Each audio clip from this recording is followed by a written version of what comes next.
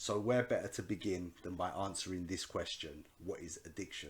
Now, we all pretty much know what it is. Fundamentally, it's when you do something or you take something that has got a bad effect on your life, detrimental to your health, and you particularly don't want to be doing it, but you can't stop.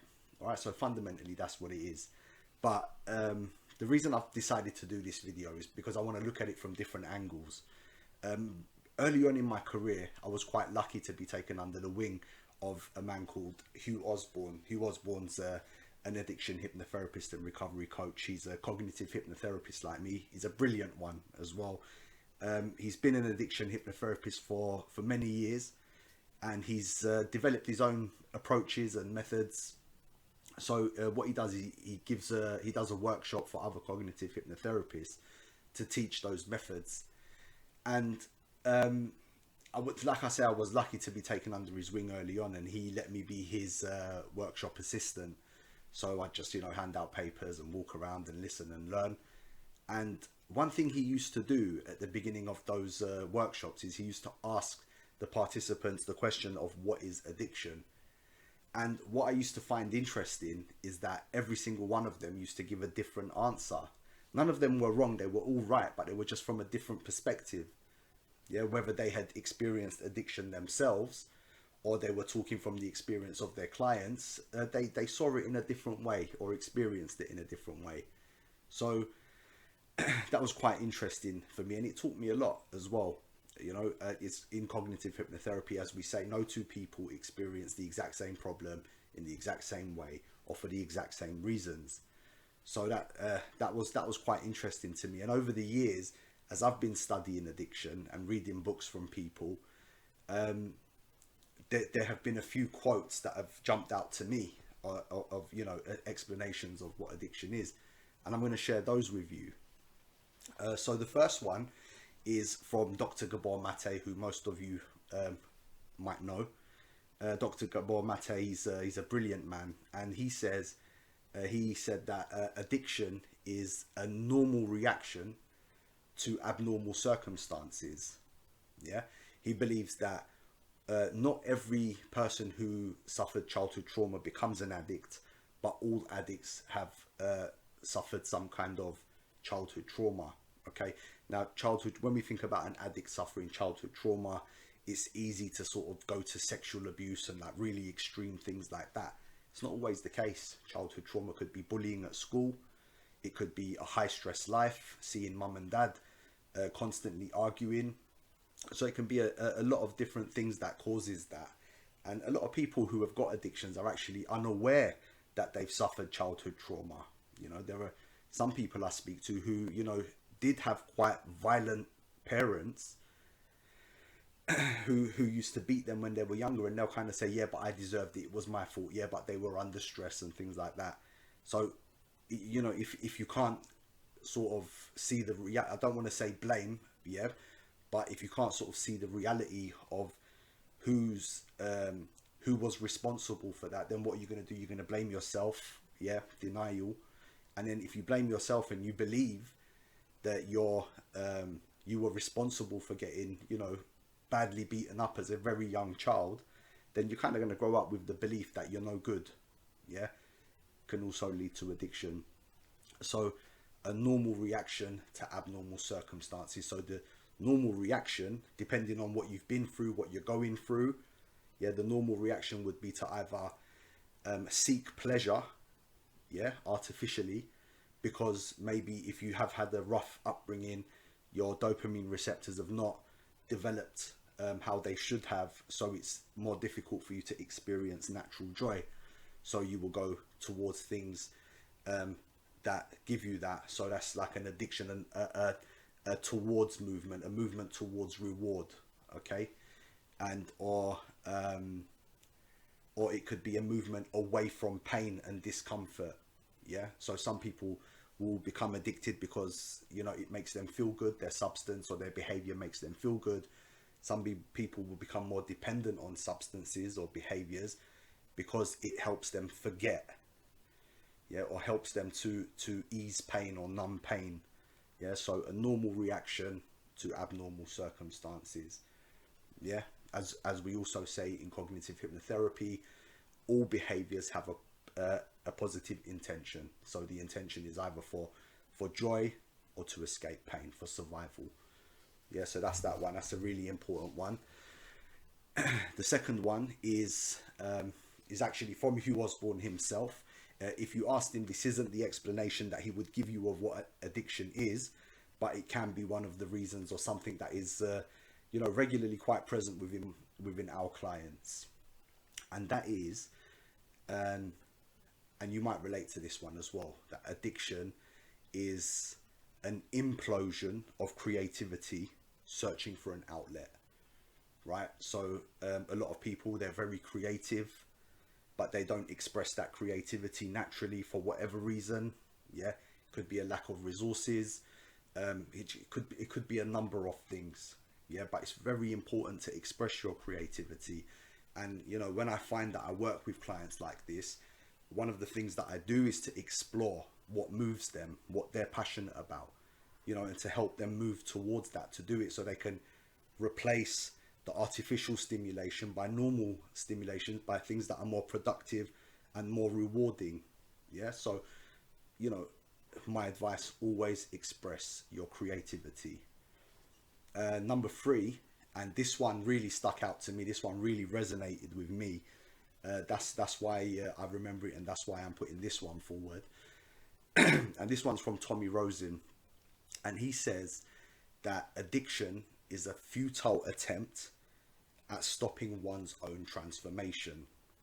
Yeah, a futile attempt at stopping one's own transformation.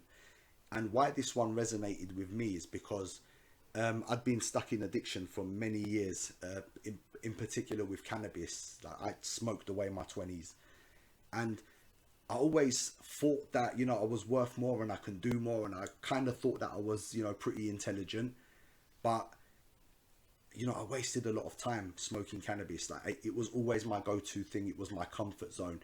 If I did something well, I'd go to that. If I did something bad, I'd go to that. If I succeeded, failed, felt good, felt bad, was going to the shop, right, that had to be it. And I think a lot of what was going on with me is, one, I didn't have the resources to do the things that I wanted, but 2, I wasn't maybe disciplined enough to sort of chase what I wanted, to work for it. Yeah, I didn't have, like, my perseverance muscle wasn't very strong.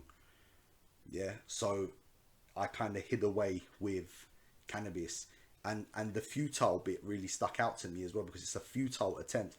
Because even if you sit at home, yeah, what I realized about myself, yeah, is that even if you sit at home for 10 years doing nothing, you're still going to transform. So whether you try to stop yourself or not, you're still going to transform, right? You might be, a 19-year-old sitting at home doing nothing one day and not wanting to become nothing. Yeah, so you keep smoking cannabis, or you keep taking drugs, or keep drinking, yeah, thinking that you're not going to transform. You want to keep things the way they are. You want to stay here. But then one day, you're going to be a 29-year-old at home doing nothing and having nothing, and having not accomplished anything. 39, 49, 59. You're going to transform whether you like it or not. It doesn't matter if you're doing the same thing every single day. You're going to transform. So there's no point in stopping that. Go with the times, flow. Yeah. So that one was really important to me. And the 4th one is from Dr. Kevin McCauley. Dr. Kevin McCauley, he's a specialist. He travels around America a lot and sort of discusses and teaches people about the neurological processes of addiction and what happens inside the brain, what happens in the mind, all the parts of the brain that are involved in us becoming addicted. And one of his quotes, which really stuck out to me, and I find, and I kind of use it in my work. I always remember this within my work and within my approach, and that is that addiction is a disease of choice. Yeah, not your disease of choice, but there's a little bit of a debate whether addiction is disease or choice. So he says addiction is a disease of choice. It's a disorder in the very parts of the brain that we need for proper decision making. Yeah. And this is something that you can talk about for a very long time. I'm not a neuroscientist and I'm not a doctor, but I do kind of study this stuff as much as I can, so I know. And I'm not 100% comfortable talking about it, but I will take the death dive for you guys to try and explain it the best that I can. Right? I do have an understanding of it, but there's so much involved there. The brain's got so many functions. What he talks about is the effects. Right. So in a nutshell, what happens is that when we take these substances, things happen within our brain. Certain neurochemicals are released, and these sort of help the brain to learn that these addictive behaviors and substances are very good for us. They make us very happy, right? And they're really good for us. So what it does is it kind of learns the cues of when we do these things. Yeah. So every time we call them triggers. Every time we're triggered, right? With smoking, we see people have got, people will smoke 20, 30 cigarettes a day because there are many triggers. You wake up in the morning, you have a cigarette, coffee, cigarette, stress, cigarette, phone call, cigarette, waiting, cigarette, meal, cigarette. So there are many triggers, and the brain learns this. And there are parts of the brain that are just like, they assess need constantly. It's constantly assessing need. And every time it sees a cue, right, it will start a certain process to get you motivated towards doing that thing, right? And the more intoxicating a substance or behavior is, the more fixated the brain will become on that. And this is when you kind of like, sort of, if you imagine yourself, if you're sitting down and there's a chocolate cake in the fridge, but it's like 10 o'clock at night, and you think, I want to eat that, and then you think, no, not going to, it's 10 o'clock at night, it's too late, it's not good. And then all of a sudden you kind of find yourself in the kitchen halfway through the cake, and you go, no, what happened? And this is what we call in cognitive hypnotherapy a trance state. Certain things happen within the brain that make your thinking very irrational, very rigid, and very focused on that chocolate cake or any behavior that you might be addicted to. Yeah. So he sort of, Dr. Kevin McCauley sort of goes around America and teaches this to people. And I find that this is something that's very helpful when you explain it to people, because there are different types of people, and people respond to different things. There are some people that just want to know the facts. Give me the information, what's going on in my brain. And once they know that, they know how to tackle it. Because a lot of us, we don't know what's going on. We're addicted, and we think, we develop this belief that we are our addiction, but we're not. Our brain is addicted, not us. Yeah. So we kind of separates the person from the addiction by letting them know what's going on.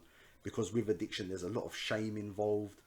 We act in certain ways. Dr. Kevin McCauley talks about the acquired narcissist personality, right? A lot of people believe that addictions are narcissists because they can be quite selfish, quite self-centered. And he kind of explains that. He shows the structure of the brain that kind of deals with sort of social cues and volition and things like that, and shows how they stop working properly, and how that can make our brain really rigid and fixated on a behavior and make us seem like we're selfish. So, in explaining these things, it separates the person from the process, which I find is really helpful. And I will make videos about this, talking about some of the neurochemicals and the hormones that are involved, and the processes of cravings and things like that. Yeah, anything that is really useful, I'll try and put out there. Anyway, that's that. I hope I haven't missed anything. If you've got any explanations that you like, then post them, and we'll hear about those as well. That'd be nice. And again, always, if you need advice, if you want to talk, DM me, and we'll start a conversation. All right, have a lovely weekend. Peace.